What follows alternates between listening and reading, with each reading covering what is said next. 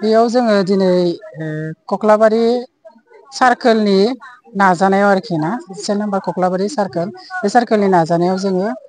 राष्ट्रीय पोषण माह स्निथि राष्ट्रीय पोषण माह बे प्रग्रामखौ थामथि हाबाफारि जेन'बा IYCF infant and child practice feeding practices बिनि सायाव आरोना 6 मासनि सानि गोजौनि गथ'फोरनो 6 माससिम बिमानि गाइखेरल' जाहोनांगौ बिनि उनाव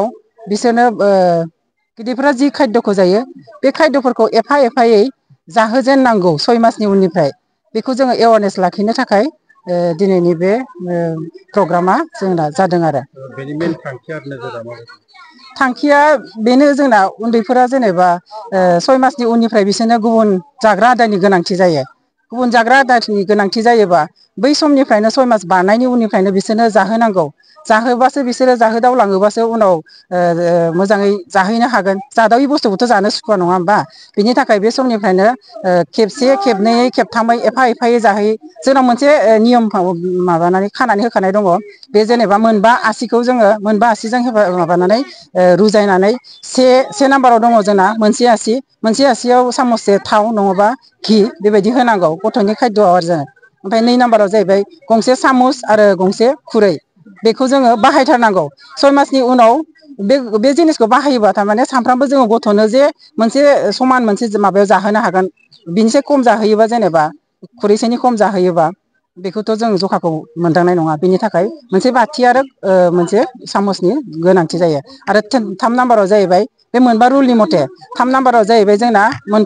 खेबथामै गथ'खौ जाहोनांगौ जों जेरै गेदेरफोरा फुङाव खेबसे सानजौफुआव खेबसे बेलासियाव खेबसे जायो बेबायदिनो बिसोरनोबो गोनां जानाय आदार जेनेबा खिसारिखौनो होन सुजि बिदिनो दाल खिसारि सुजि नङाबा पाय बेबायदि खेबथामै आहारखौ बेबायदि होनांगौ आरो 4 नाम्बारा जाबाय 4 नाम्बार आसिनि ओंथियानो जाहैबाय मोनब्रै रोखोमनि फुड जेनेबा नाबो थागोन बेदरबो थागोन आरो फिथाइ सामथाइ थागोन बेफोरबायदि आरो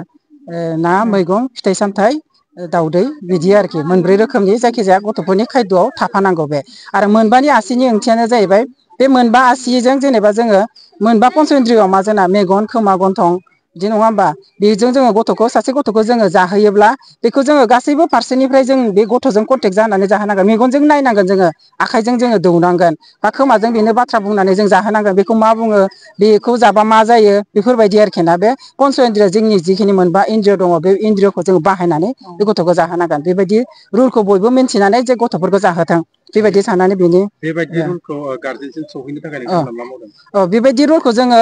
गेजेर गेजेर BHC मिटिं दङ सेकेन्ड बुधबार खालि बा थार्ड जायगा लानानै जायोना बेयाव जोङो बुजायो बेयाव बिमाफोरखौ मोनहैदों होननानै जोङो दासिम फोथायबाय एसेबाबो थारमाने मोनहैबाय आरो आगोलनिसाय थेवबाबो जोङो नाजालांबाय थागोन दा मथा मथि 26 सेन्टारनिफ्राय बिमाफोर सासेबाबो 20सोआ जों बाहागो लाफैदों। আজি আমাৰ সপ্তম ৰাষ্ট্ৰীয় পোষণ মাহ উপলক্ষে আমি ইনফেন্ট এণ্ড য়ং চিলড্ৰেন ফিডিঙৰ ওপৰত আজি ব্লক ৱাইজ আমি ককলাবাৰীত এখন মিটিং আয়োজন কৰা হৈছিল আৰু ইয়াতে আমি ইনফেন্ট এণ্ড য়ং চিলড্ৰেনৰ আমি কিদৰে খাদ্য প্ৰস্তুত কৰিব লাগে মাতৃসকলক আমি সেই বিষয়ে সজাগ কৰিবলৈ আমি এইখন আহ্বান কৰিছিলো। আমাৰ লগতে উপস্থিত আছিল আমাৰ গোলাগাঁও আৰু জালাহৰ RBSK টিম লগতে চুপাৰভাইজাৰসকল আৰু আমাৰ ব্লক পোষণ টিম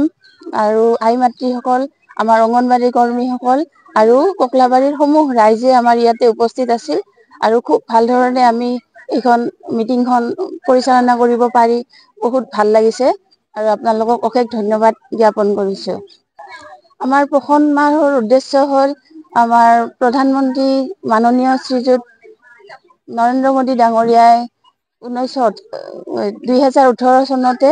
মানে পোষণ মাহ আৰম্ভ কৰিছিল আৰু আজি আহি সপ্তম ৰাষ্ট্ৰীয় পোষণ মাহ আমি পালন কৰি আছো। ইয়াৰ জৰিয়তে আমি যাতে পুষ্টি সাধন কৰি গোটেই সমাজৰ এটা জন আন্দোলন হিচাপে গঢ়ি তুলিব পাৰো। আমাৰ প্ৰত্যেকজন মাতৃ আৰু শিশুৱে যাতে আমাৰ এই আঁচনিখনৰ দ্বাৰা উপকৃত হ'ব পাৰে আৰু পুষ্টিকৰ খাদ্য আৰু পুষ্টিকৰ যিমানবোৰ আমাৰ এনিমিয়াৰ পৰা আদি কৰি এনিমিয়া তাৰপিছত আৰু আমাৰ কমপ্লিমেণ্টাৰী ফিডিং, ব্ৰেষ্ট ফিডিং, এই গোটেইখিনি দিশত যাতে আমি আগবাঢ়ি যাব পাৰো,